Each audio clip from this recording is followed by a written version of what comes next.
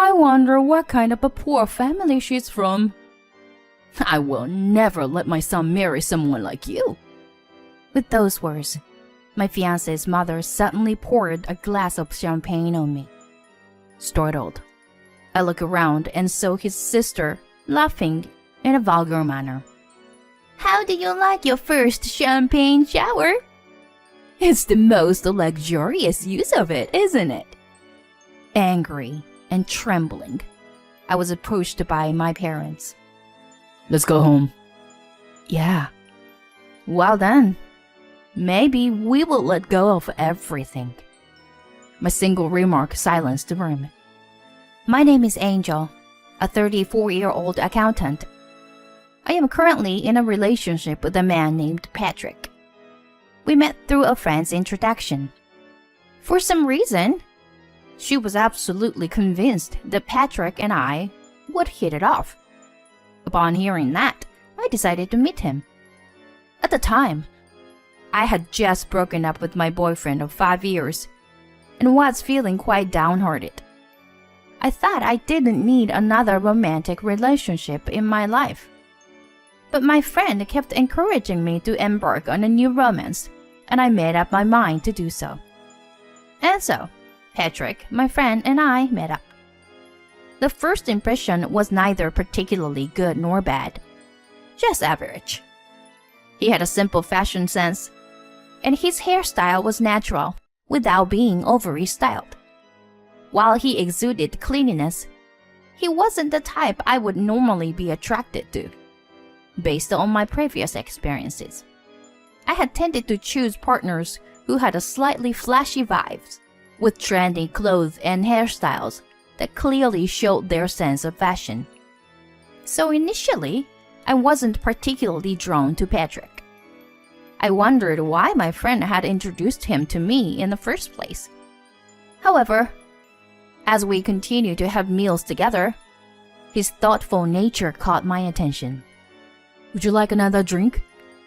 "Oh, if you would like. This one is delicious. Would you like a bite?" "It's a bit chilly here. Shall we move?"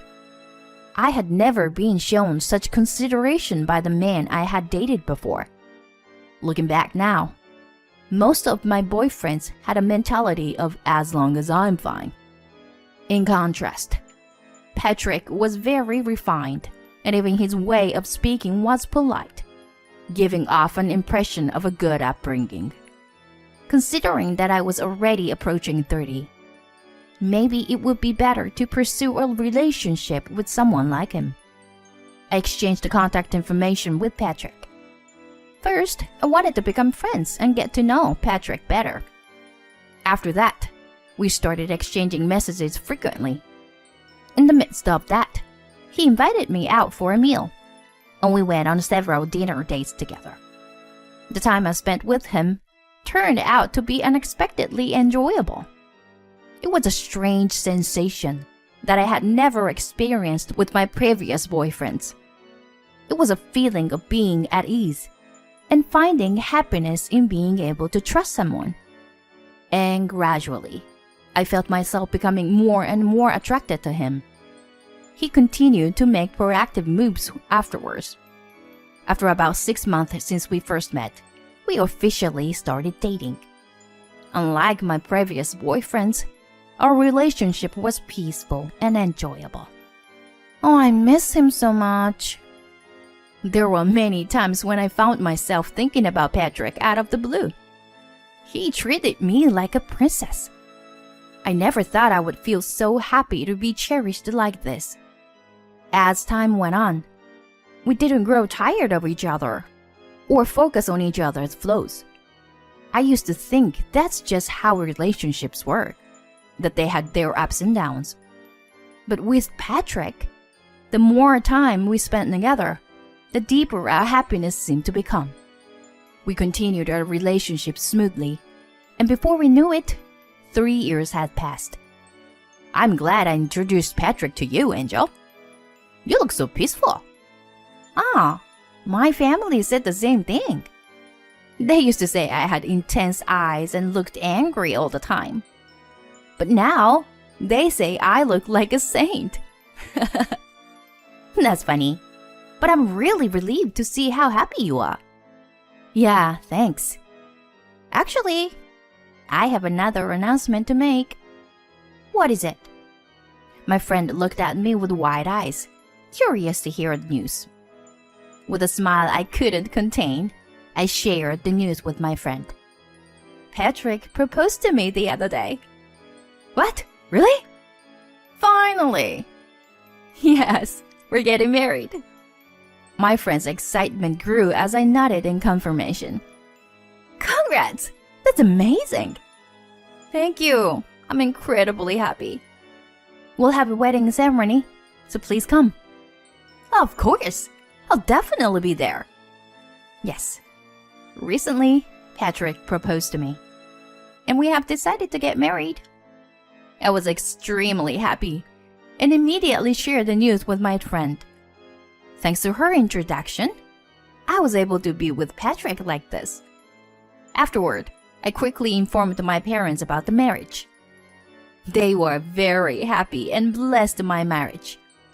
Angel, getting married, huh? That's great news. Congratulations.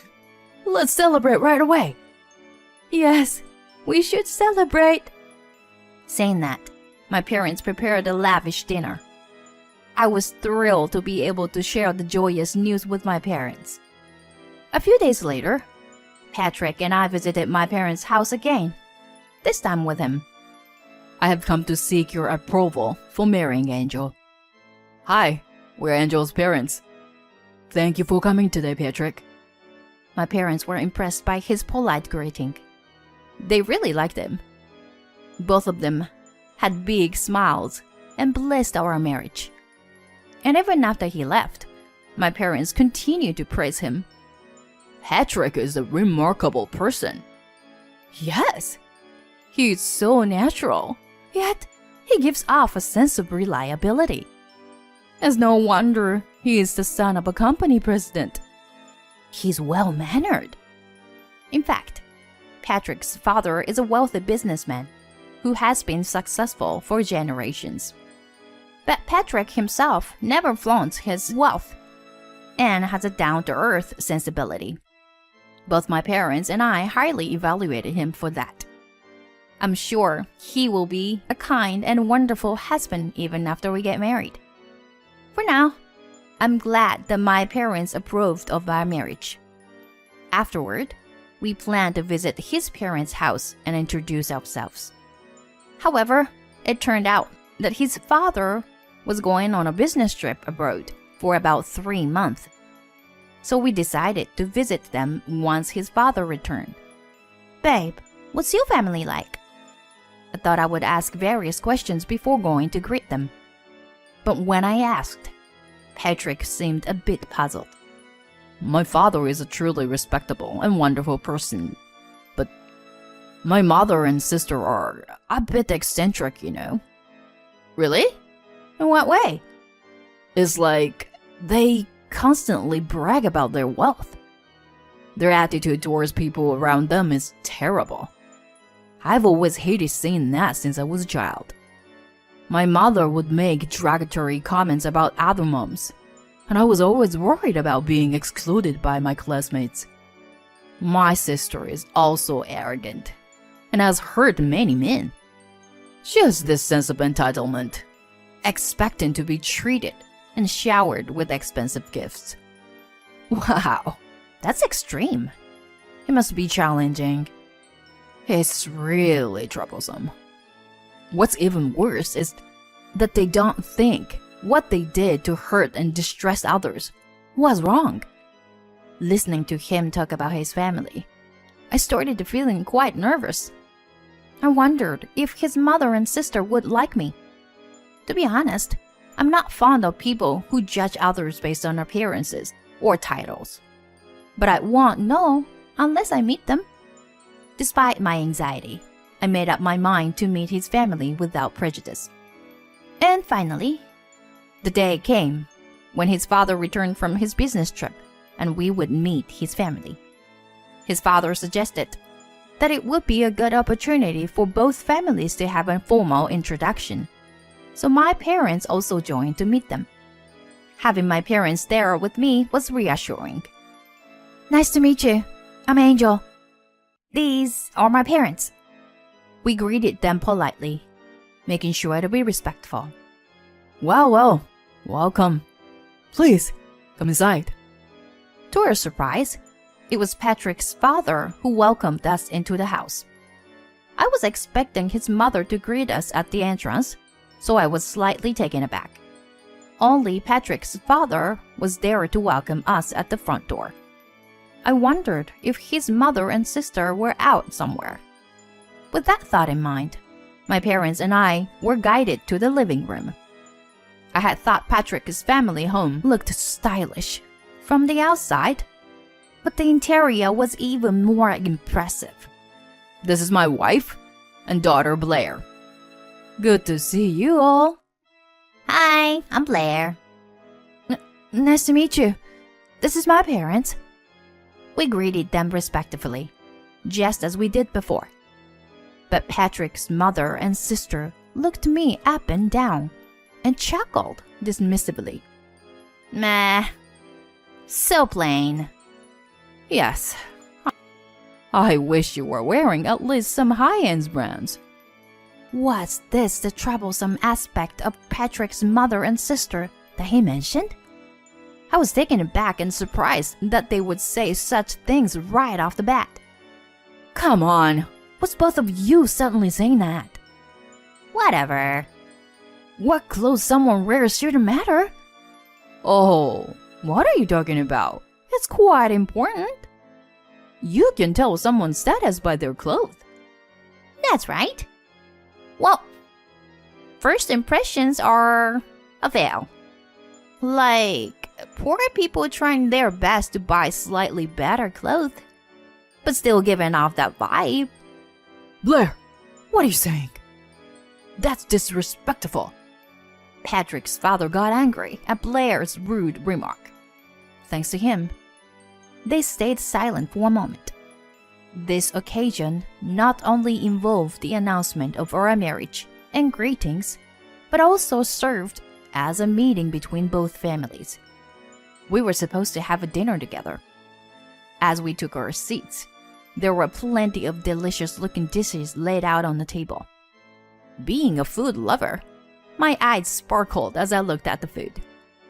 At that moment, Patrick's mother noticed and smirked, saying, So, have you ever had a fiesta like this before? You should eat as much as you can while you have the chance. I couldn't help but feel a tinge of annoyance at her remarks. I didn't quite understand her, but I decided to brush it off and not engage in any confrontation. It won't do any good. Everything looks delicious, and I'm getting hungry. I'm starving too. Let's begin. Patrick's response aligned with me, and I was grateful for his support. All right. Let's raise our glasses and make a toast. Oh, we brought some champagne. So why don't we start with that? My parents handed the bottle of champagne to Patrick's father. Thank you for your thoughtful gesture. This is a truly exquisite bottle. With the addition of more alcohol, Patrick's mother and sister seemed to be lightened up and became more cheerful. Finally, the joint gathering and dinner began. This is delicious. I couldn't help but express my delight at the mouth-watering roast beef in front of me. Patrick's mother wore a smug expression in response to my comment.